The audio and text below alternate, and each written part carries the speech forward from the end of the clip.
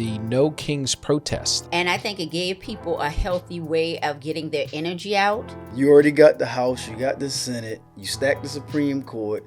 Of course he was going to be a dictator. What you got to say about Stephen A? This receding hairline Muppet. And Jasmine Crockett. The rhetoric she used, she's meeting Trump where Trump is at. Boom. Deonte Kyle had something to say about Jesus. The church and a lot of religious black people have turned black people off.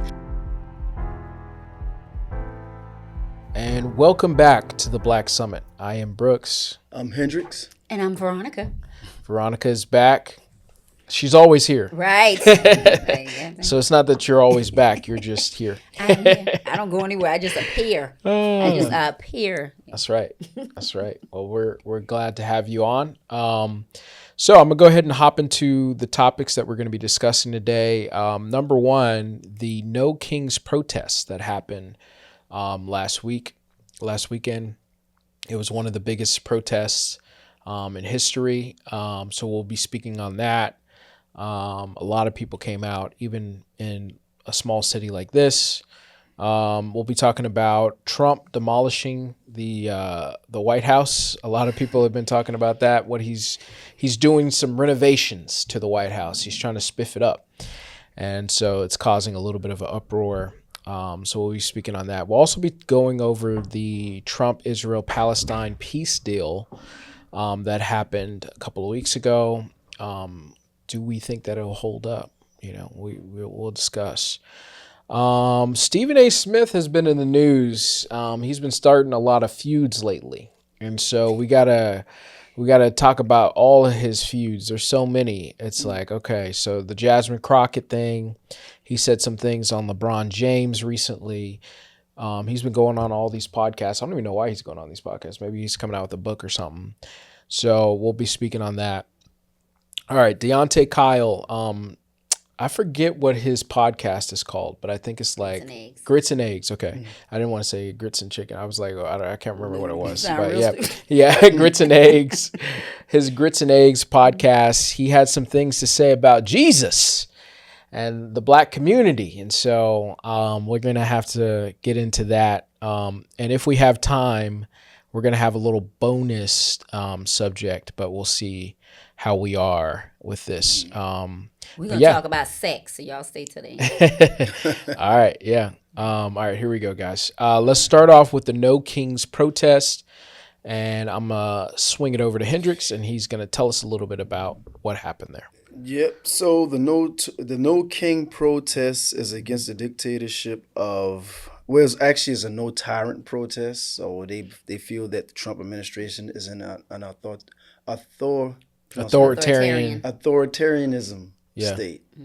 So that's what that was about. And as you said earlier, it even went on here in our backyard of South Carolina. Matter of fact, one of my buddies, Leroy, who was on the phone, he dropped somebody off at the protest. I didn't realize it was one here, and he said he was out there for a minute. And I think that it's peaceful.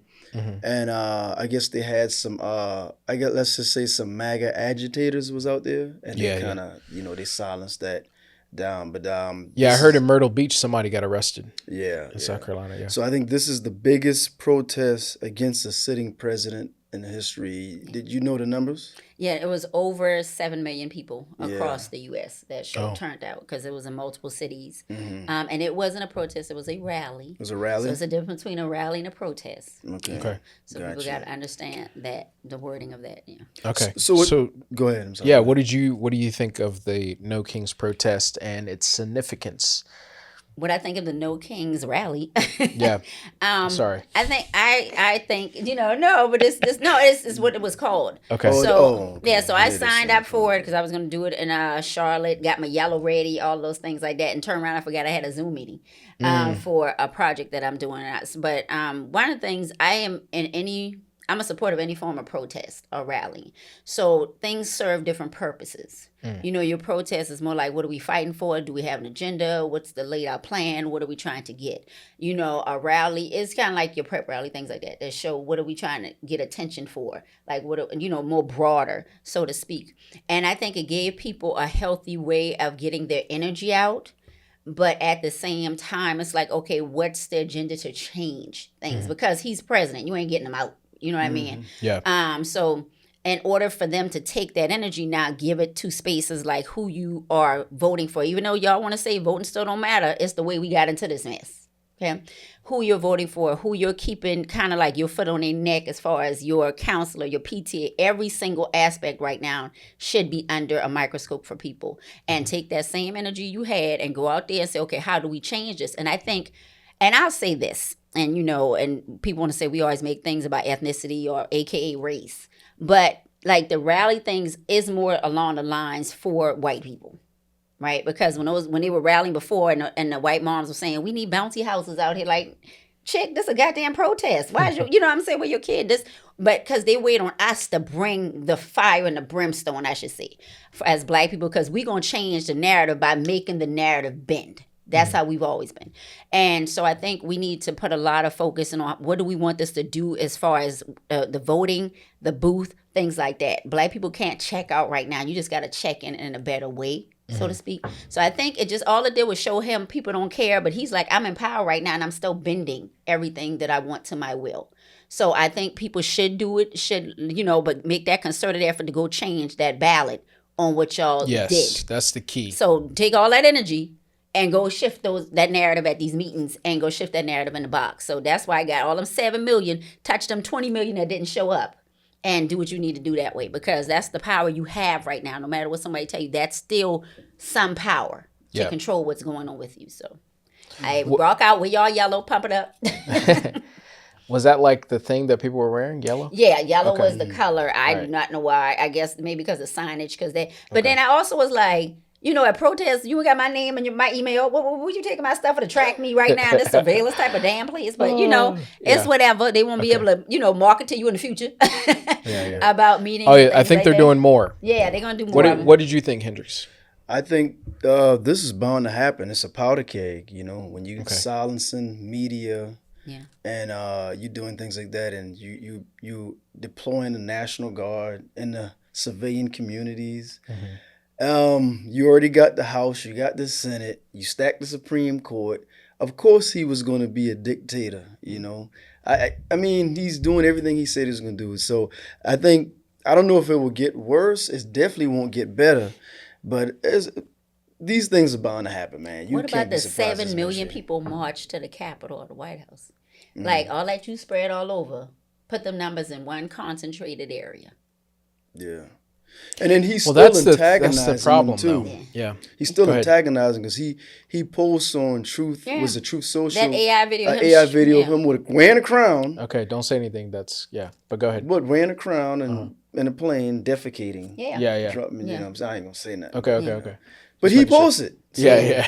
And that's the thing. It was actually a TikTok star who posted. He doesn't care. People like, see what he thinks about his American people. Of course. But I was like, he never cared about y'all anyway. No. I said, because if they cared, they would hire somebody who actually knows what they're doing politically to run their social media accounts. They have childish people like those little young Republicans who was been sliding them all them notes in them chat boxes that came out with the racist thing. Those are the ones creating your social media posts for him. So he does not care. So here's what I think about the protest, the rally. Here's what I think about the rally. One, I would have loved to go out there because, I do think that it is for a good cause, because this guy is obviously overstepping and he's obviously doing things. One, I don't think he knows all that's happening right now. I don't think Trump knows all what's going down because, he's kind of handed it off to these people, and a lot of them are very much, I was listening to Robert De Niro and he was talking about the guy who's handling like the deportations and stuff like that. And Robert De Niro was like, yo, he's a Nazi and he's a Jewish Nazi and he should be ashamed of himself. And I was like, he's right about that, And so I think that a lot of these people that Trump has kind of handed the government to, a lot of them are Project 2025 people and they are putting that agenda forward. And, it's obvious to me that there's a lot going on that is like kind of crazy. And so, he's getting and paid, it's overstepping power and using his power to go after different people. You know, I just saw that CBS News is no longer allowed inside of the Pentagon to report on what's going down. You even had Fox News getting mad about that because Yeah. when Fox News got mad about that, people were like, well, Fox News. I said, no. Because here's the thing about the devil. It's never satisfied. Yeah. So they know he turned on them several times when they didn't do what he needed them to do. Exactly. I said, but they fed that monster. You know what I mean? So he's putting it in people's hands because they're giving him what he wants, his attention and his money. It is obvious to me that like this guy is just he's taking it to another level. And so I think that the protest is good. Now, let me get a little critical of the people who went out there. I need y'all to show up to actually vote. Okay? When you look at how the Democratic numbers were one of the lowest that they've been in years, okay, when you look at, you know, the fact that a lot of these people were like, well, you know, I don't know if I want to vote for Kamala, which, you know, I'm one of those people. But, you know, hey, I mean, like, those people that are out there protesting, I want to know how many of them actually voted. And then I want to know also how many voted for him.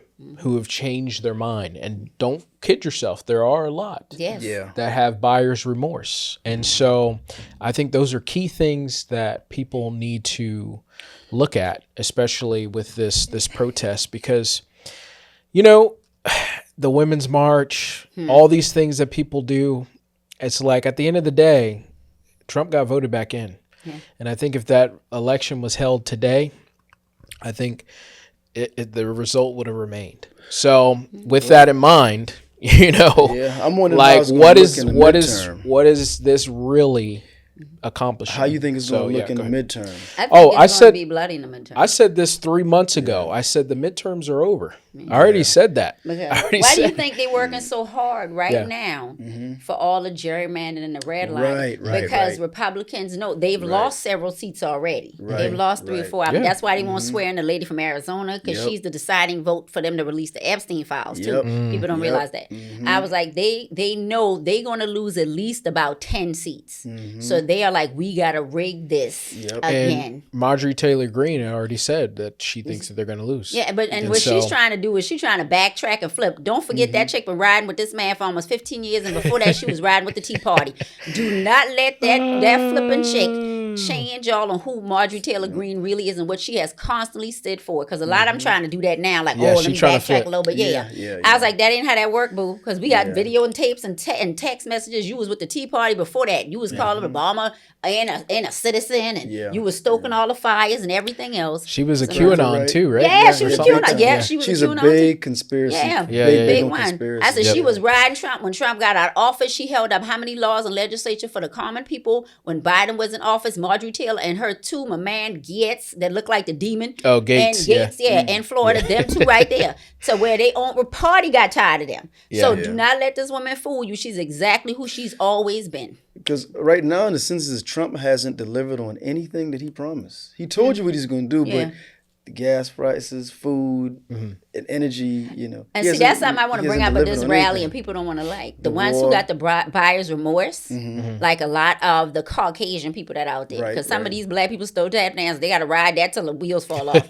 But the Caucasian people that have buyer's remorse, is it because it's affecting them?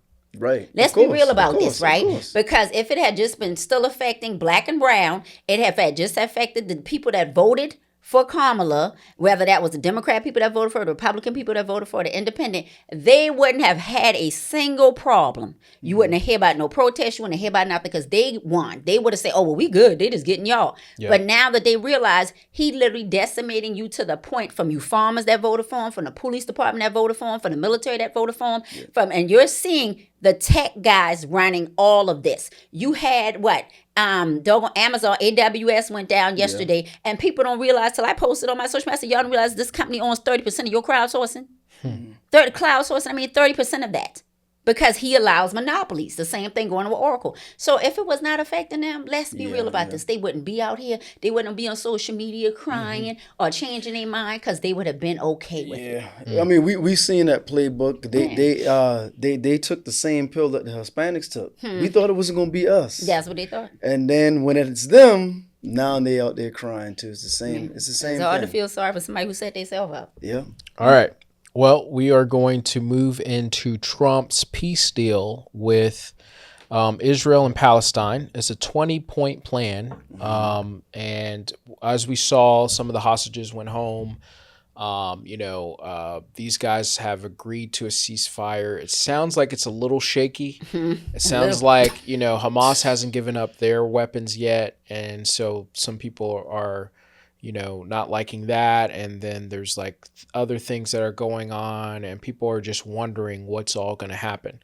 Now, Trump has gone on a victory tour with all of this. Of course. And I just wanted to get you guys' thoughts on this peace plan. And do you guys think it's actually going to hold up? We'll start with Hendrix. Will it hold up? I guess you'd want it to hold up, but will it? I don't know. I don't know if it will hold up, because you claim you brokered a peace deal. How is it benefiting Trump? I think Trump only gonna really do things that benefit him. Remember, he already posted a meme about, because initially they wanted that whole strip, because now you got brokered a peace deal because beforehand you tried to convince Egypt to take in all these people. Remember, he was saying something about that. I'm talking to Egypt, but will they take the refugees in? So now you can have all this land to build up Taj Mahals or whatever you want to build up. So you and Benjamin Netanyahu can sit back and reap the benefits and the profits. But Egypt is not taking them.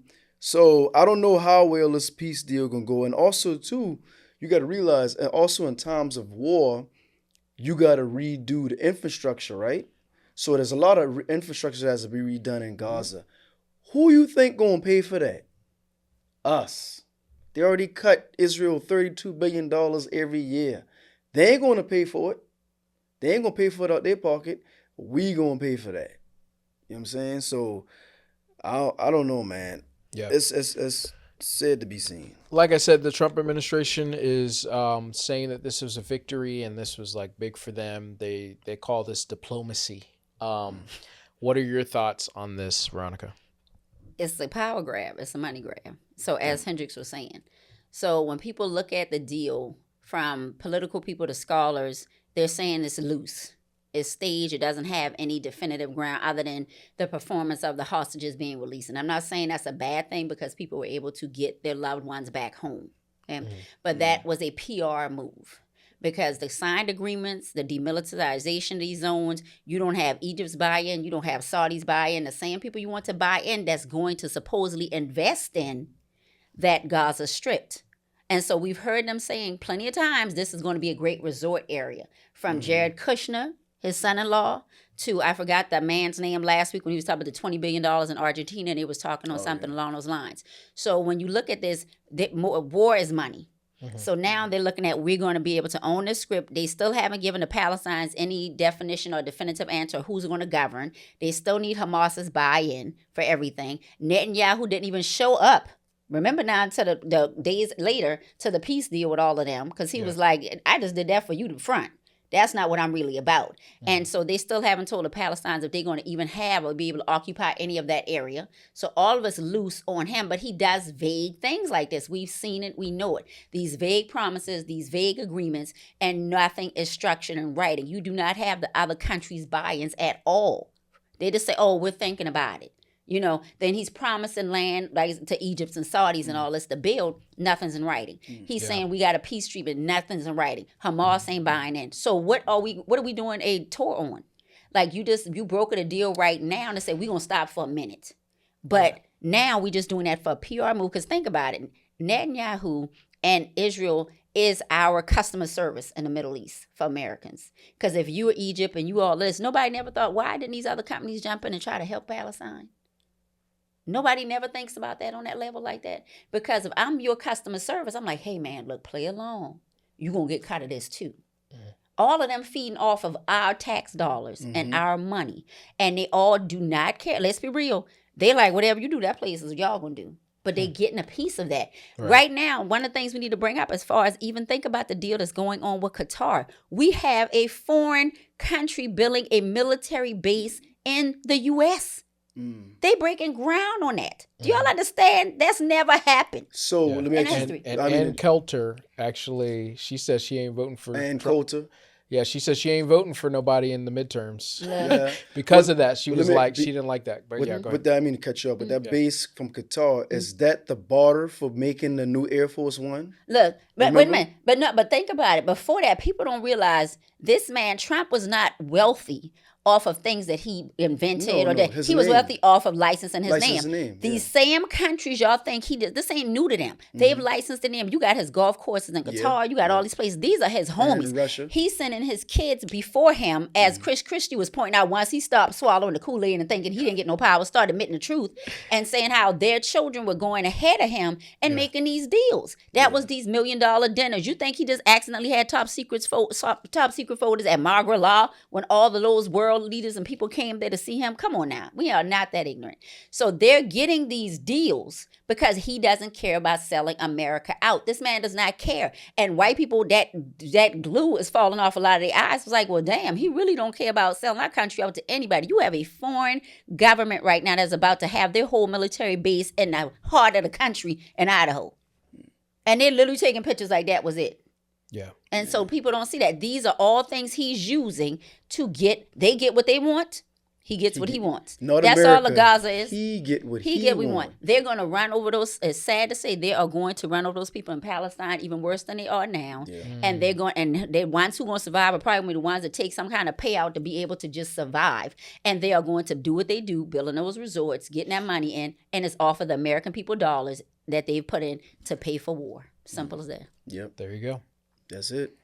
Well, also today, I don't know if you guys noticed, but Trump was actually yesterday's when they started. They're starting to renovate the Eastwing, demolish, as some people are using that word, the East Wing of the White House, and a lot of people are in an uproar about it. But I do see that a lot of conservatives are.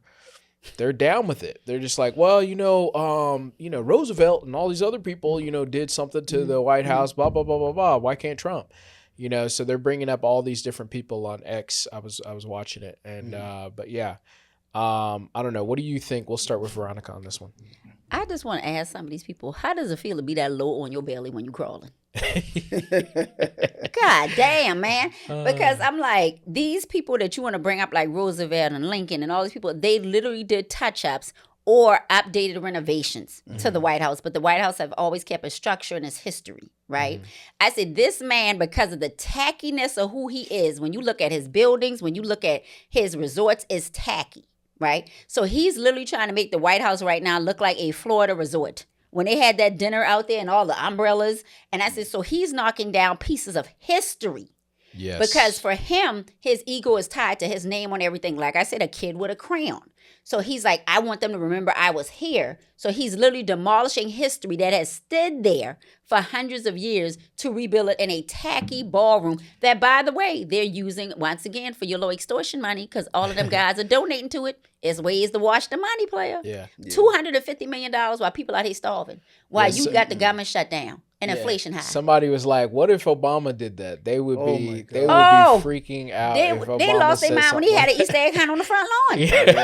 I said, this man I paved the Rose Garden over that was there for hundreds of years, and now it's all like cemented. But you're doing this for $250 million, but you cut Medicare. You got inflation going on. You got people losing their jobs. You got people wondering, okay, why are my taxes going up? Why is my electricity bill going up? Because y'all handing all these data center deals to the tech guys that you talk to. Why you're raising money to get me? Think about that. You raising money for a ballroom.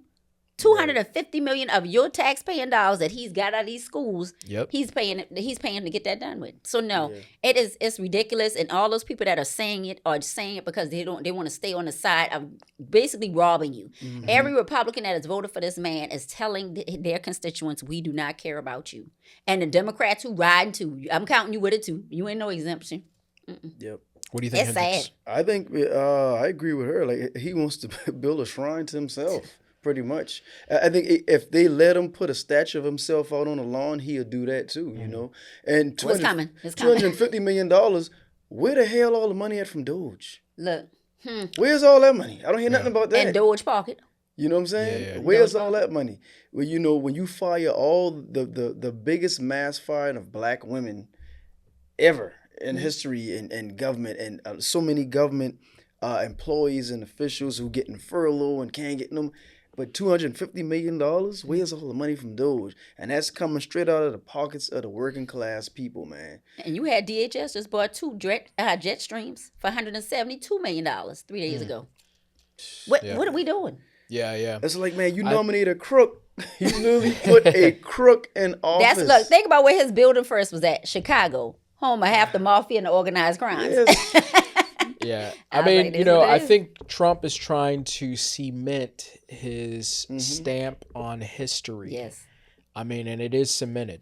I mean, like, And he don't have to do and this. he's to doing cement it. no, he doesn't. He didn't. He have to And do this, he's yeah. doing more and more, and you're gonna see more and more of him. Yeah.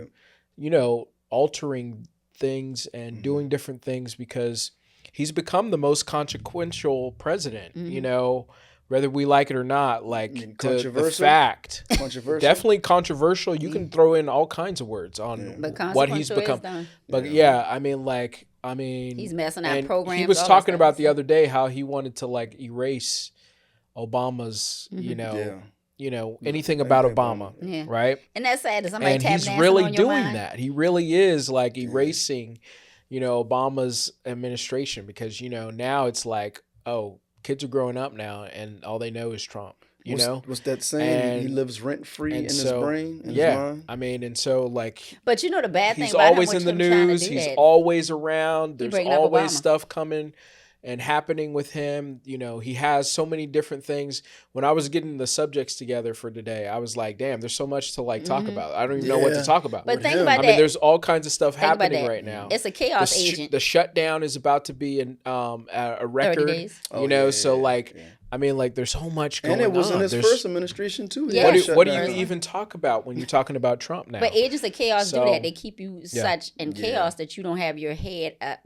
Like, what do I fight first? Right. And then with Obama, he's doing Obama the favor as well because every time somebody got something bad about him, somebody looking like, man, where Obama at? You Googling him at the same rate Yeah. as you're Googling him. And it's sad. Like, my man lived that rent free. You want to destroy. But it's not even most about Obama. The guy is a narcissist. Total authoritarian type of personality. And when you are insecure as this man is, I don't care how he tried, like from his sister telling you his daddy had to pretty much buy his college degree to everybody paving his way along the way. This man knows he is not who he think he is. That's why all of the theatrics to hide it. He wants to say, I'm better than what people think I am. And people bought into it, To They smoke bought and mirrors. into He's it. a salesman, and he's yes. he sold himself, much. From Bibles to sneakers. and now he's selling Yeah.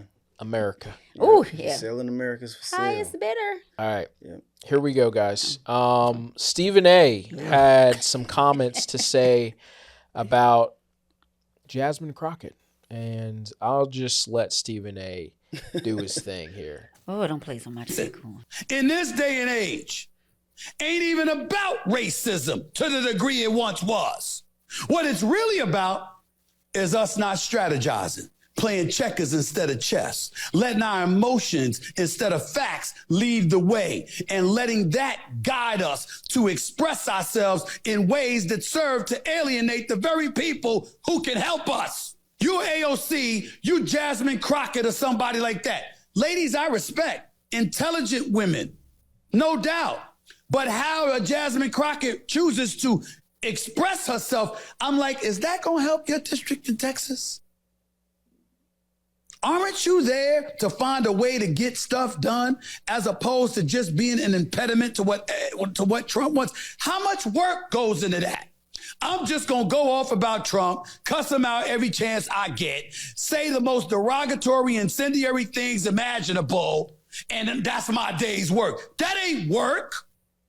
All right, so that's what he had to say about Jasmine Crockett, and it sent the media in an uproar. Yes, it did. And people have come out in defense of her. and she did have a response, and I'll try to play that. Just bear with me, y'all. Will never love you. There are people that have taken the time to understand that I always keep at the forefront the people that elected me to DC. What you see, if you're not in my district, may not necessarily be all of the substance that also comes with me, but there is plenty of substance. And if anybody ever wanted to ask, just like anything else, I always have receipts for the work that I have done. So I will just say that I appreciate the community and the culture, because this is something that I never even had to address or deal with, because the community was there for her. Mm-hmm. So, what are you guys' thoughts on this story and Stephen A? And we also have another thing we have to talk about with Stephen A. But just this with Jasmine Crockett. I think she bubbling. She ready. Yeah, go ahead. You ready? I'm gonna do this as respectfully as I possibly can. What you got to say about Stephen A? This receding hairline Muppet, and it pisses me off because it's sad when you see how a token know they token and they spending in your face, right? So, and oh man, I used to watch ESPN when Stewart was on there. I just say that right there. So you have seen the progression of this man attack black women or black figures who go against the grain. He talks more about this than damn I swear sports. That's why when Michelle Obama said it's like a housewife when he got offended with that and tried to come for her. Okay, so you're talking about Jasmine Crockett and how the way she presents herself and the things she said, or how AOC comes in and all this. The other men in that group ain't doing nothing. They ain't saying nothing but what's going on. They rolling over like you. Once again, how low does that look for you to crawl on your belly as that man all the time? He ain't say nothing but Laura Loomer, who comes to all the time talking racist and bigot rhetoric and xenophobic rhetoric out her mouth. He ain't say nothing but Marjorie Taylor Greene coming out her mouth. He says nothing but the stuff from Byron Douglas or all these other males too that have said certain things against black women, against gays or lesbians, against Jewish people. He ain't say none of that. But he on there always fixing his mouth to talk about black people, because you know he's like 50 Cent. People think 50 Cent's a gangster, but notice how 50 Cent don't talk shit about nobody but black people. He don't say shit about no gays. He don't say shit about no Jews. He know how to keep his bread by the two, just same way Stephen A. Smith does. The same way when that white man came on there to check him about his wife, when Alexis Ariel came to check him about Serena, what did he make sure he did? He made sure he wasn't even in the studio. And then he got to stuttering when the man asked him, he was like, "You married?" And then the other lady tried to help him. The thing I have a problem with is when he says, two things he said that pissed me off. He said, "You making the people mad who can help us." Oh, I'm sorry, sir. Massa was gonna look out, sir. You right, sir? Let me make sure I don't make Massa mad. That's exactly what he just said. Yeah. Like, you're making the people mad who can help us. Then he said, instead of you working to get what Trump wants to get done, tell me what Trump has done that has benefited people other than your tax bracket, and you only in that tax bracket because you're saying what they need you to say, Stephen.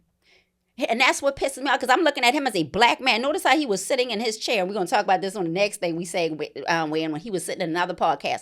And the way he sits in his chair, mealy mouth, soft all around his mouth and his eyes, because it takes a lot for you to get rid of your masculinity to that level to sell your ass to the highest bidder. Instead of you out here doing what you said, because what another part he said, instead of we ain't strategizing. How long Stephen A. Smith had that position and that money? And I can't remember that brother talking about any nonprofit.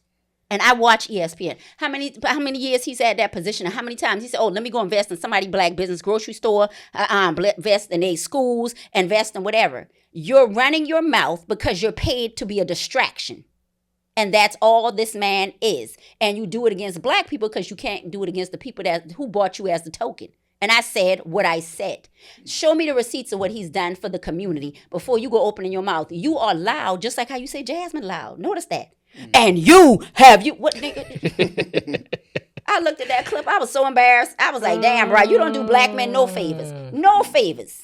Yeah, I'm like, and he lucky that's all I'm going to say with his ass. Speak your truth. All right, what do you think, Hendrix? What do you say about Stephen A? Oh, man. I agree with a lot what she said with Dr. Pearson. Okay. I said, like you said, he don't come for the others, right? He don't come for the others. He lost me with the first statement. That is not about racism. Oh, yeah. And that's spoken like a wealthy black man. Obviously, you ain't going to see racism because you eating at their table. So you're not down here with the pauper. You the prince. You see what I'm saying? So he already lost me with that, right? And you saying, how can she help her? She's a representative of state of Texas. obviously she doing right by her constituents Yeah, because she they does. got her in office, right? She does.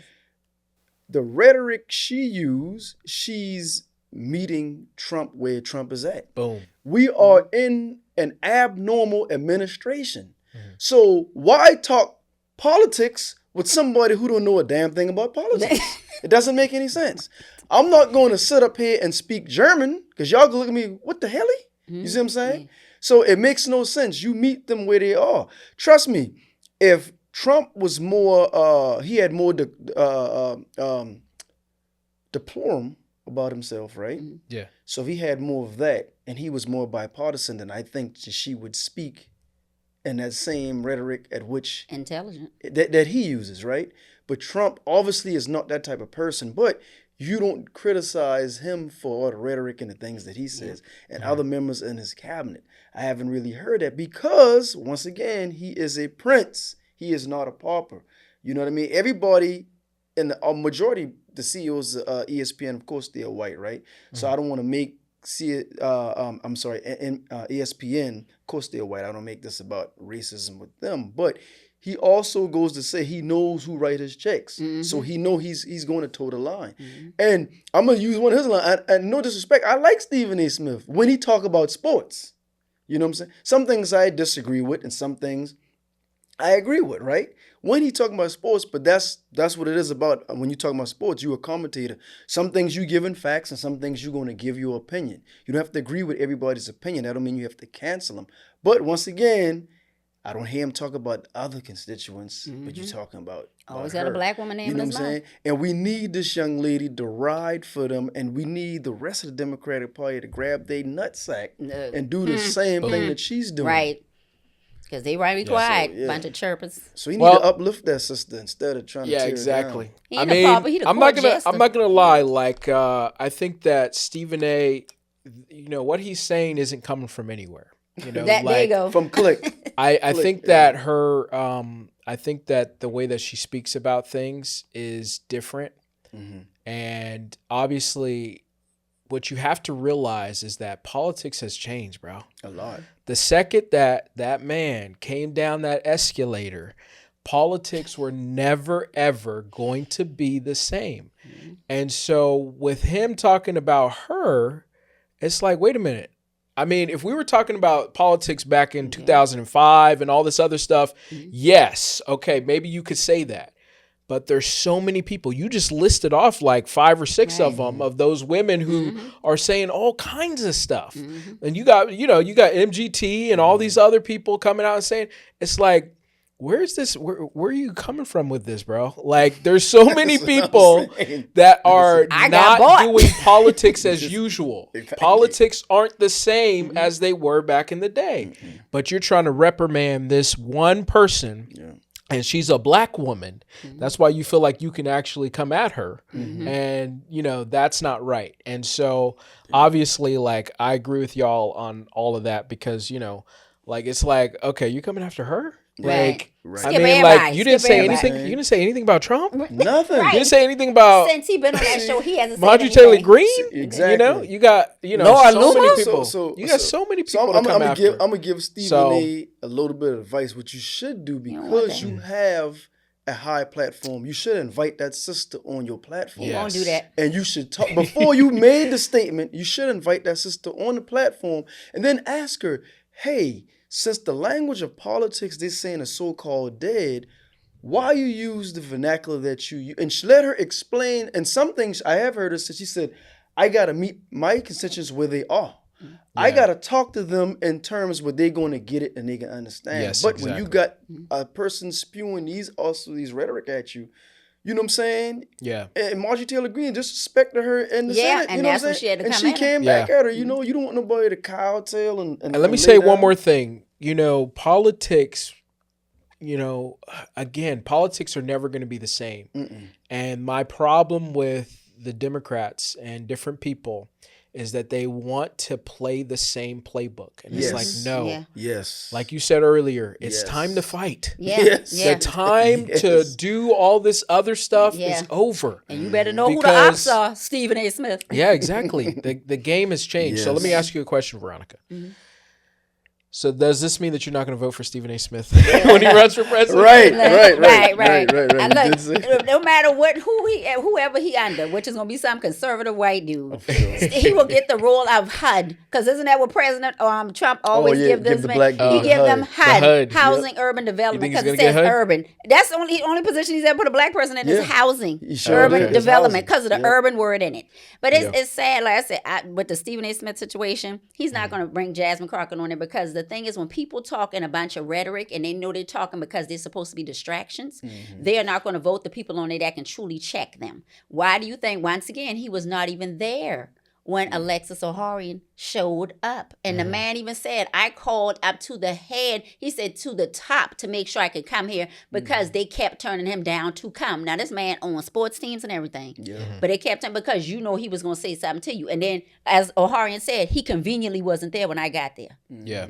You see what I'm saying? That cowards don't do that. Tokens don't do that. They know who they are. Play your position. Get all right. Well, he also had some other things to say about LeBron. I won't play this whole clip because it's actually a long clip. But let's just listen to what he had to say. As you guys already know, he's already said a lot of stuff about LeBron. Right.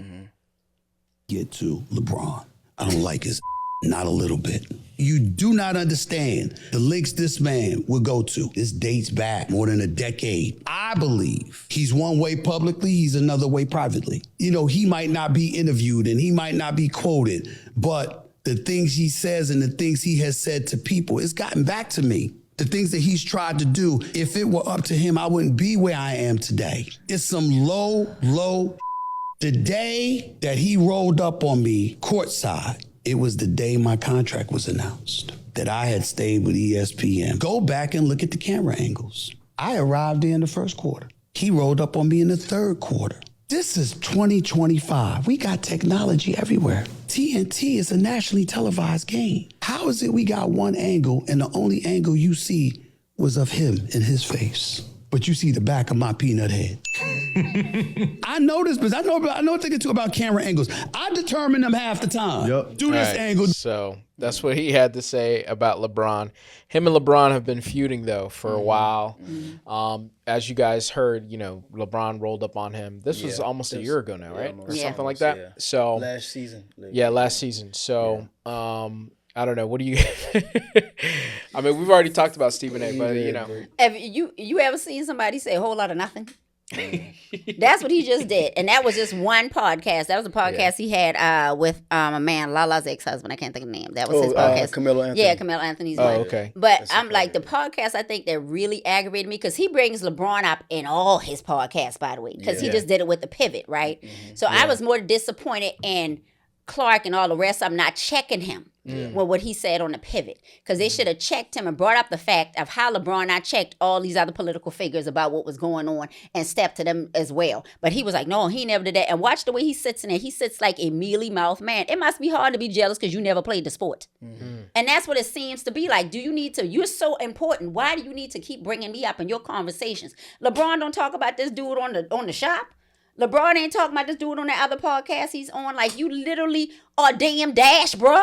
Like, you got to keep bringing me up to feel important. And the fact that the pivot guys didn't check him when he said that. I was like, check him when he said, oh, LeBron didn't, he didn't talk about this dude. He didn't talk back. When LeBron has always been a person who talked about what was going on in the community. When they was with the Heat, when taking a knee and everything else. And I was like, what are you talking about? But he goes on to say a whole lot of nothing. Like, if somebody tried to get me fired, wouldn't I step to him? Right. Wouldn't I go to him? So you telling us all this, but you kept your receding hairline quiet. You telling me LeBron tried to get you fired. Who the hell are you? That LeBron got time to talk? No, what he probably did is say, if your boy's supposed to be talking about sports, why isn't he keeping it to sports?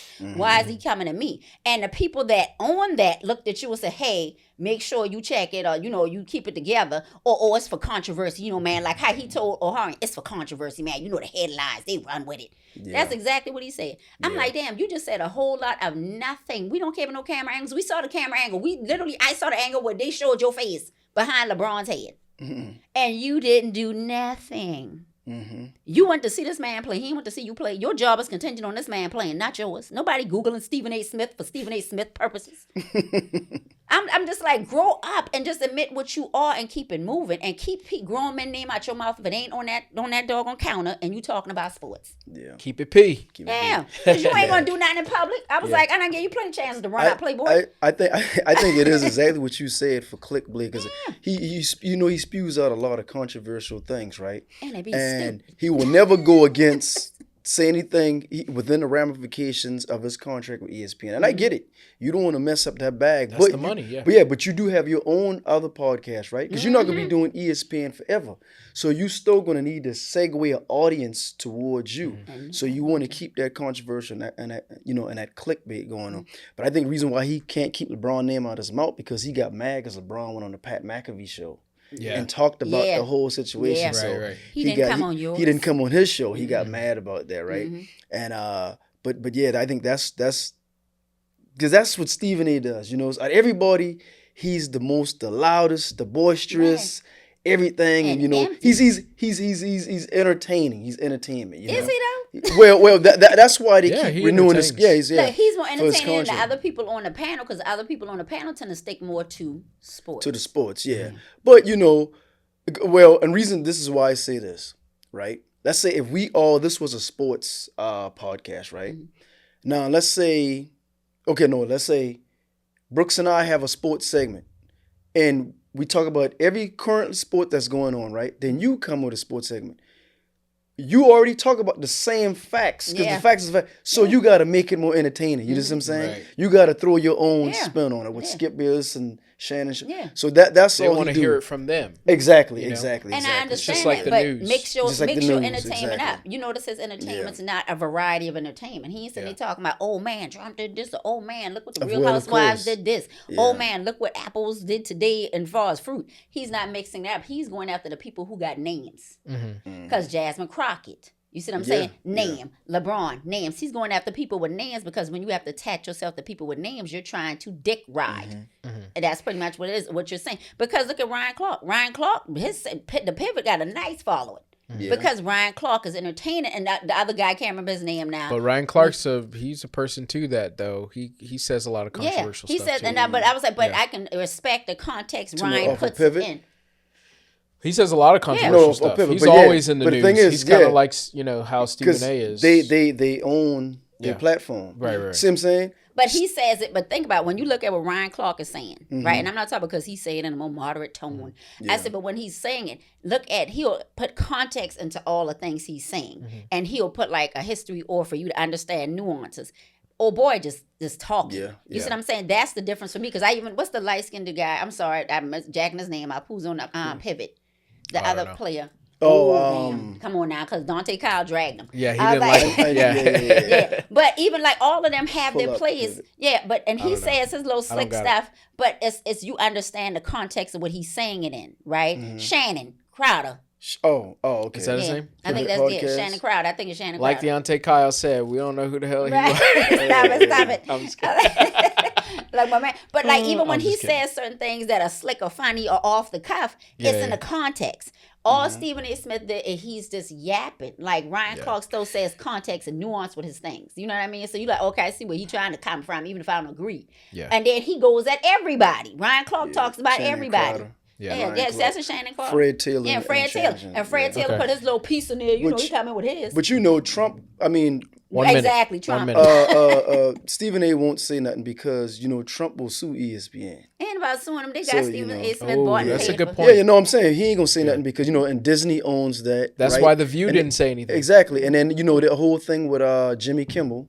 Yep. Disney lost their money, a lot of subscribers, so they brought Kimmel back. Only have them in certain areas. But yeah, Trump will then sue. them areas not folded because they were losing money. But see, Stephen A. Smith is not somebody people gonna rally behind for them to bring back. Well, I understand that. So he knows then nobody gonna be Jimmy Kimmel. The View does say stuff about him, and I was like, but when you think about your money, like ABC, they look like, oh wait a minute, we just lost $5 billion in the valuation of subscribers messing with old boy, and they had to bring Jimmy Kimmel back. The View's been saying stuff about Trump.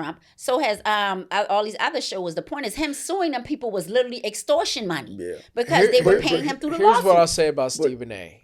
We should rally behind him. Okay, I mean, listen, I mean, he says a lot of controversial stuff, but who else black do you know that's in these spaces that's making as much money as he is? And if that's the problem. If he rides for the black community, I don't, we'll see. When you gonna do that? I mean, because he's doing his thing, but I mean, like, there's no other person I can think of right now on ESPN that has as much influence as Stephen A. does. But why worry about ESPN only? Because here's the thing: I'm just saying we need representation in that niche of sports. So people that watch sports know who Stephen A. Smith is, right? Okay. I say outside of that, the average person knowing from his clickbait comments that he makes on social media, but he ain't representation. He ain't not that Negro. I was like, if he ain't been representing, come on, I'm being wrong. If he has not been representing you before. Okay. You think the money that he's gotten and the access that he's gotten is make him going to represent you now?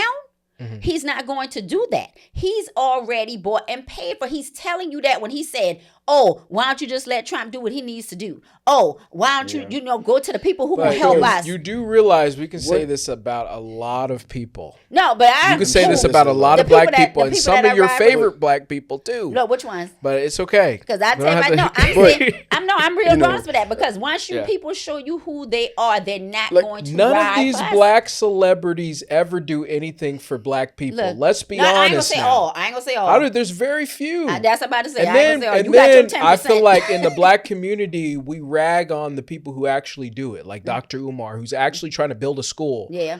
The fact that how many people were celebrating that his school was about to be under was like, what are y'all doing? This is like the one person who's actually trying to do something for black people only. And see, the thing is, they don't like those black people. Puff had a charter school. But yet we love Kamala. It's like, to me.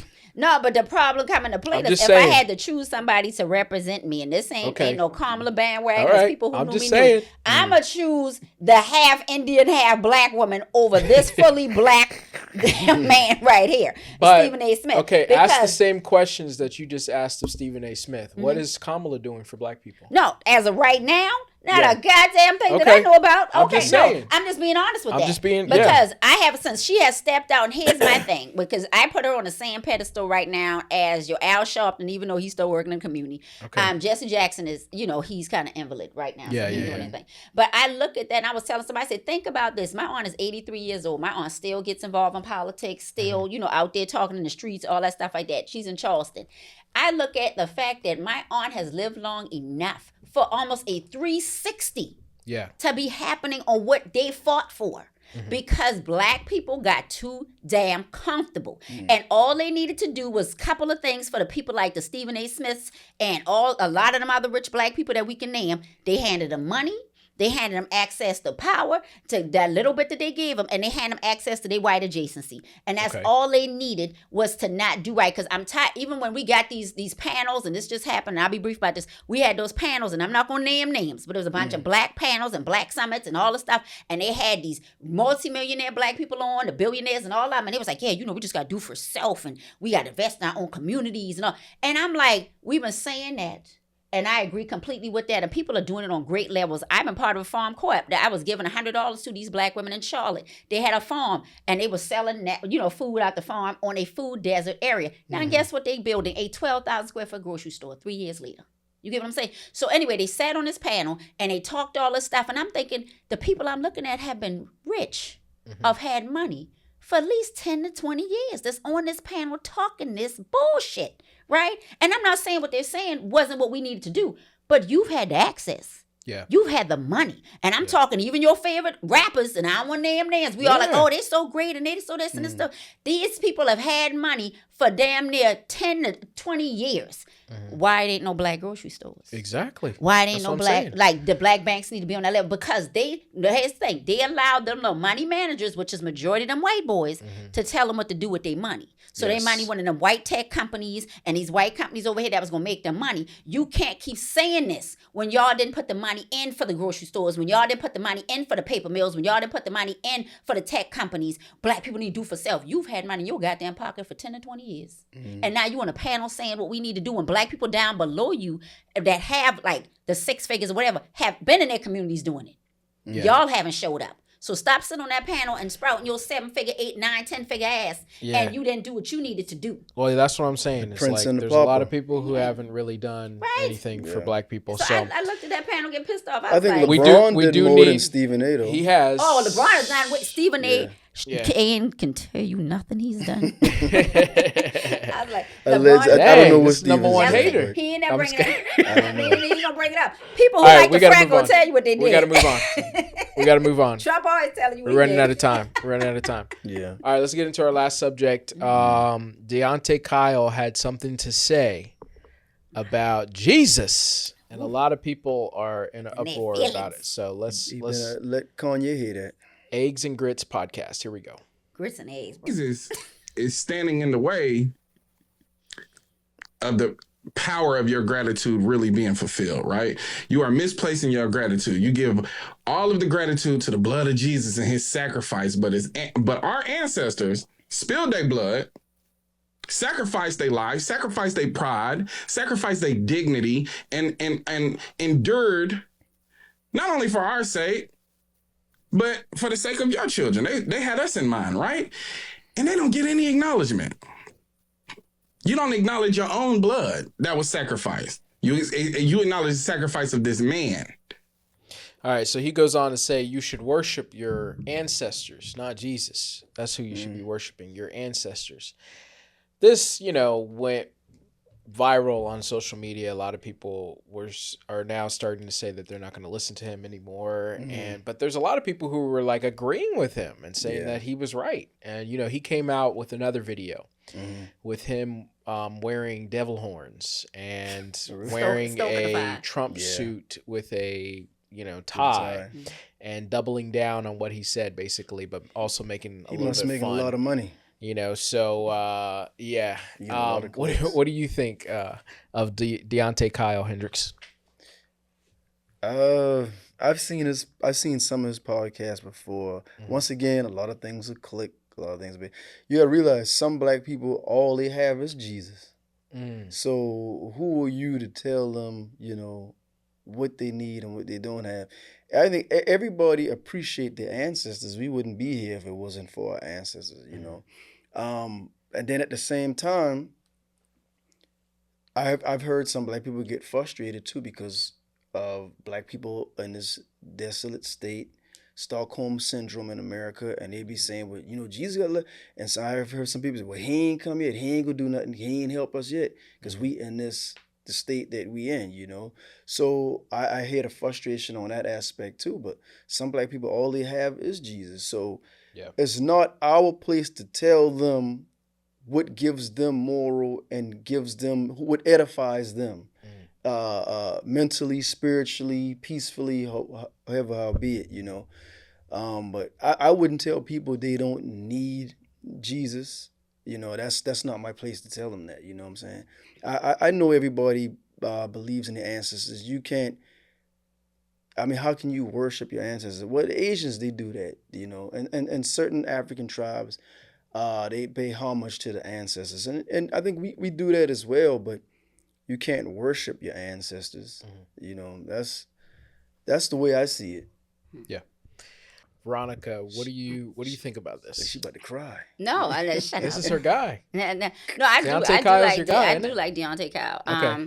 So one of the things that I didn't get where he was saying to worship your ancestors. So this goes along topic we were talking about recently and something I've been laying into for the past year with our spirituality, especially when it comes to Christianity. And I use Christianity in quotes because, first of all, we wasn't called Christians. That was the derogatory term that was assigned to us by Jewish people in the Bible. But see, real Christians would know that, or followers of Yahweh would know that. So anyway, followers of Yahweh. So when he says this, because for me, I don't like when people say, because you've had that rhetoric with a lot of black people, oh, y'all around here worshiping your ancestors. Don't worship your ancestors. The only person you're supposed to worship is Jesus and stuff like that. And I was like, we're not saying to worship our ancestors. We're saying to be grateful to our ancestors. Because if you ever come to me and tell me my aunts and my grandmother and my grandfather, my uncles, them who paved the way, who made me who I am, should not be thanked, me and you gonna have a knife fight. Because that's what we've gotten into. We've gotten to people using distorted views of Western Christianity. And this is from people who didn't even have their own God, who co-opted yours. People who didn't even understand spirituality and tribal religions, or looking at your ancestors telling you who not to worship, or who not even to worship, who to be grateful for. They act like you standing in the middle of, what's that thing you put in the middle of the road, the middle of the room, the parallelogram with a Ouija board. That's what they act like you doing. Yeah. No, being grateful to your ancestors is recall. When you're going through something and your grandmother, your mother be like, hey, remember this, you have this memory, and they talk and they get you through it. Because if that's the case, didn't Jesus die in the past? Isn't he your ancestor? So, but we want to get in these things, and what he's saying is it has made you passive. And I know a lot of you Black Christians that are passive, and this is another accountability thing. And they pass that moral accountability off by saying, it's in God's hands. All the stuff that's going on in the world, it's in God's hands. It's amazing how you check out the matrix, as you tell me, how it's in God's hands, like you tell me, when it only comes to politics. But you in it and everything else. When the Bible lays out, and remember, there was a translation. Learn to read Hebrew for the Old Testament and Latin for the New, and you see things that are not said to you in English. So when you're looking at this Bible, and you're looking at something like, literally, Christianity is the only religion that has a slave book. Muslims don't have one. Buddhism doesn't have one. Jewish. So the only religion that Black people know is one that literally stripped 30-something books out of the original Bible to only feed you the parts that say be subjugated.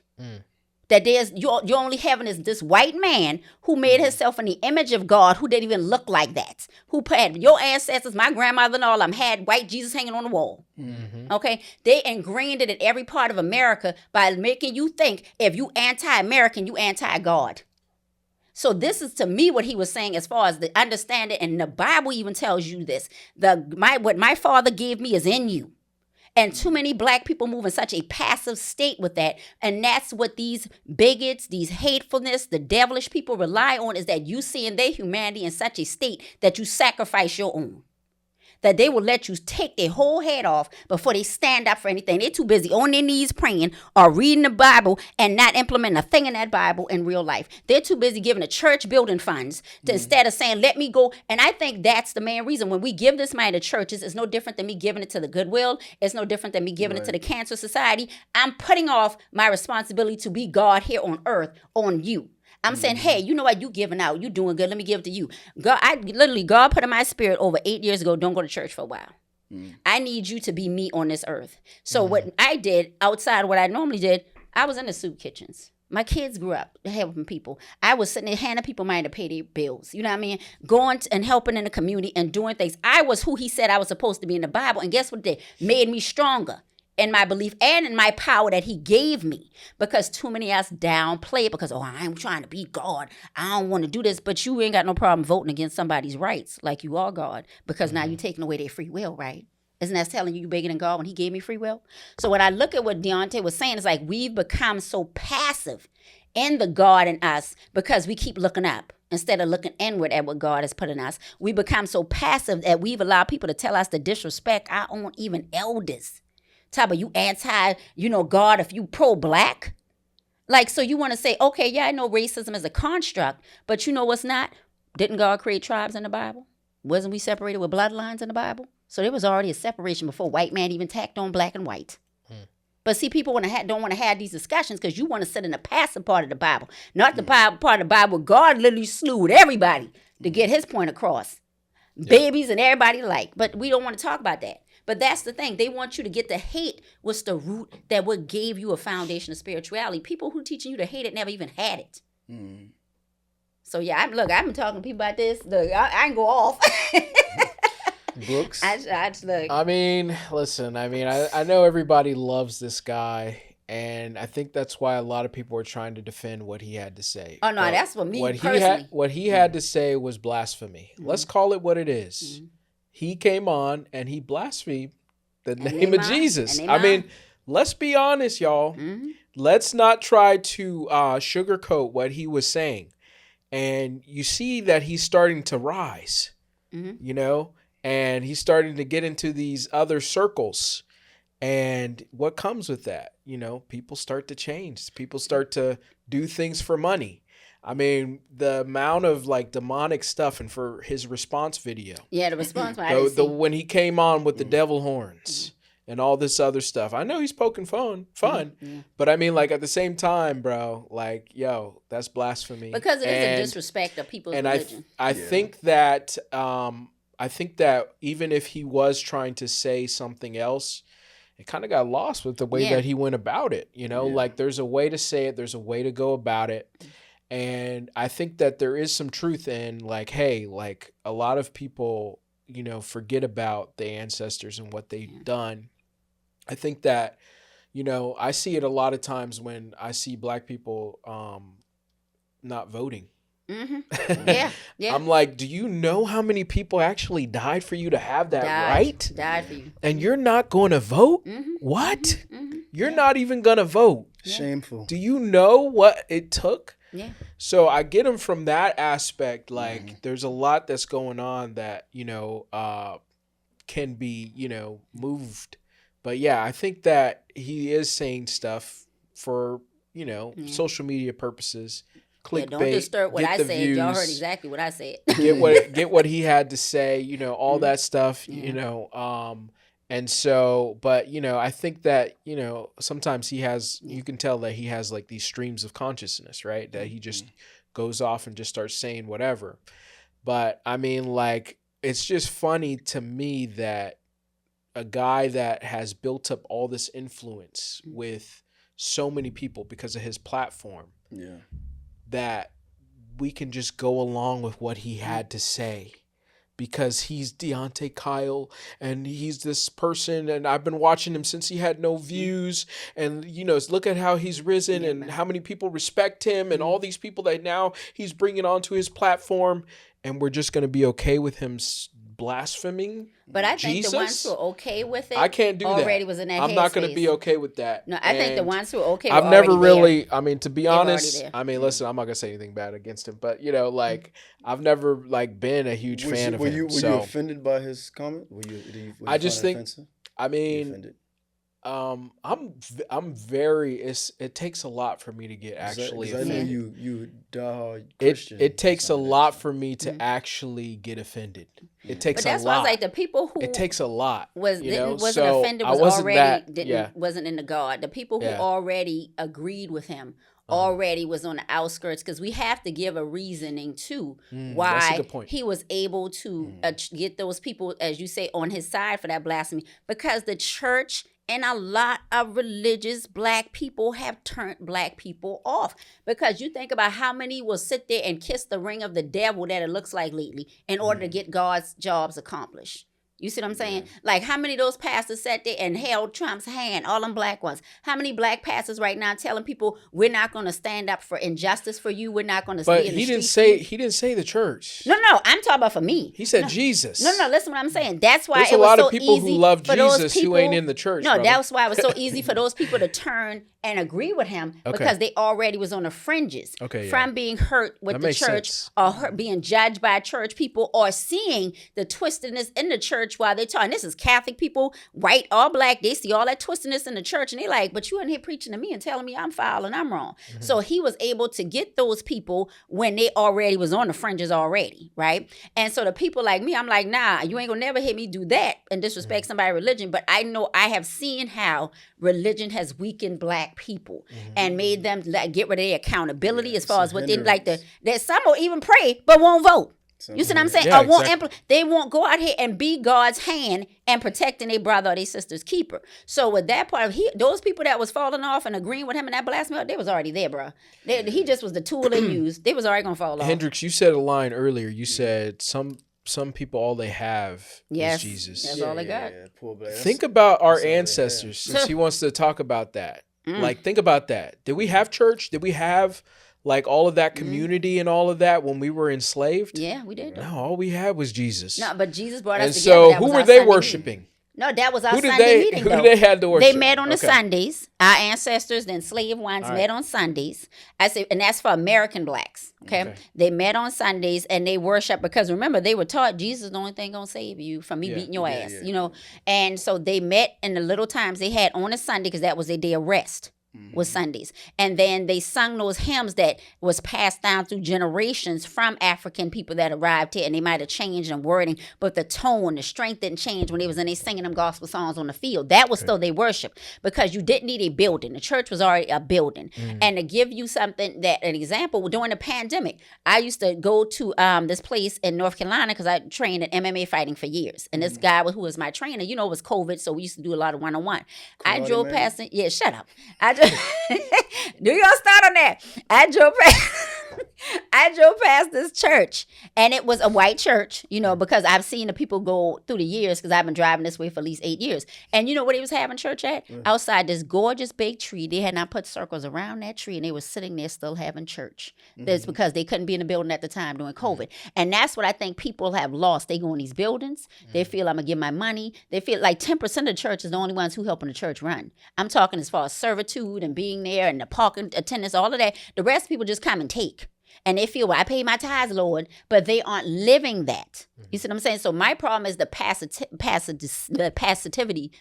y'all know the word, that the religion has given black people to pass the buck. So they don't go get in politics. They don't vote. They don't be in the community like they should. They hoping they aura just come off of them and somebody see that they giving. So the people who need to, and it's sad that he was able to get young people like that, because here's the thing. You got pastors out there now, and I'm not even going to name 2 of them. They big name. These young people following them because they're hungry, and they haven't taught a word of scripture. They full of hype. And some of them, you probably know what I'm talking about, because people been talking about him lately. He full of hype. But they'll sit here, and I watched some of his sermons. I said, this man ain't taught barely a bit of scripture. He read one line from the same 40. Some of these pastors have read me for 17, 18, 20 years of my life in church, more than that. And that's it. These young people want to believe in something authentic, because, even older people, because the world is so screwed up right now, emotionally. And unfortunately, they're looking at my belief in him didn't help me. Yeah, Deante, you right. You know what I mean? Or my belief didn't help me, so why should I listen to this pastor? And you got a lot of, think about all them pastor people you seeing on podcasts, who they siding with. They all under them white evangelical churches and preaching the same thing. So who can you even trust now? That's the sad part for a lot of people. They don't see a lot of people they That's trust. why me personally, I don't go to church. Look, hey, sometimes the best people ain't in church. I'm not even gonna lie to you. It's you out in the community being church. I'm not a Christian. You know what I'm saying? I said, be a church out in the community. Don't just sit here and sit in that 4 walls and give your tithes and offerings and figure, Lord, I did my part. Go out here and exemplify what Yahweh was. Give to the poor, give to the needy, fight for the people that needed it, and understand that God that is in you. Because if you got the Holy Spirit, then you can do all of that. Yeah. Kick rocks. I'm going to hear that pastor. The walk in love, man. Go to And your love ain't passive. Your love should be like the angel at the Garden of Eden with the sword flaming. Take heads off. Treat others the way you want to be treated. Right. Yes. For sure. Talk to me nice. Yeah. All right. Well, we have to get out of here, but yeah. Once again, Veronica, thank you for coming on, and let the people know one more time how to get in touch with you. Y'all can follow me on my social media pages at Veronica Responds on TikTok and Instagram, and you can follow me everywhere else at Veronica, and also buy the book Why You Should Eat from Some White People wherever books are sold. Amazon, Barnes and Noble's books are made everywhere. How many have you sold? I have sold over 300 copies. Oh, wow. Yeah, so I'm on my book tour. So, I just got in Chicago, which was a fabulous city, no matter what you see on the news, which is a fabulous city. And also, I'll be in Houston. Right, Houston. I will be there, and I'll be in Florence on Saturday doing a book signing as well. Nice. All right. I'm Brooks. I'm Hendrix. I'm Veronica. Oh, I already said that. But